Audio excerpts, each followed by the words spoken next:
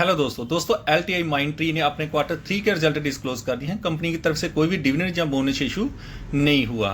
सभी figure million में आपको मैं करोड़ में कन्वर्ट कर बताता हूं।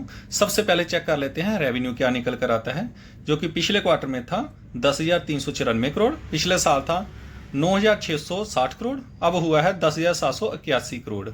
ईयर ऑन ईयर बेसिस पर देखा जाए तो वहां पर लगभग 12% की तेजी है। वहीं क्वार्टर वाइज चेक किया जाए तो उसमें 4% की तेजी है। तो revenue year on year quarter and quarter basis पर दोनों में बड़ा है। तो जो मार्केट का एस्टिमेट था प्रॉफिट को लेकर और रेवेन्यू को लेकर वो था 10,750 करोड़ का, तो मार्केट के एस्टिमेट से इनलाइन ही रेवेन्यू देखने को मिला है। फिर देख लेते हैं कंपनी के खर्चे, जो कि पिछले क्वार्टर में था 8,815 करोड़, पिछले साल था 8,400 करोड़, अब हुआ है 9,113 करोड़। तो रेवेन्यू बढ़ा है, इनकम बढ़ी है, तो ओबियसली थोड़े से खर्चे भी बढ़े हैं। फिर चेक कर लेते हैं नेट प्रॉफिट क्या निकल कर आता है, जो कि पिछले क्वार्टर में था 1,381 करोड़, पिछले साल था 1,086 करोड़, अब हुआ है 960 crore. Year on year basis पर देखा जाए तो उसमें लगभग 11% की गिरावट है।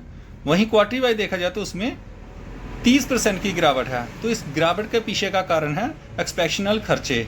तो इस बार कंपनी को, सभी आईटी कंपनी को खर्चे पड़े हुए हैं लेबर कोड की वजह से, इसको भी पड़े हैं 590 करोड़। तो उसकी वजह से इसमें प्रॉफिट में डिप देखने को मिली है, अदरवाइज जंप होता।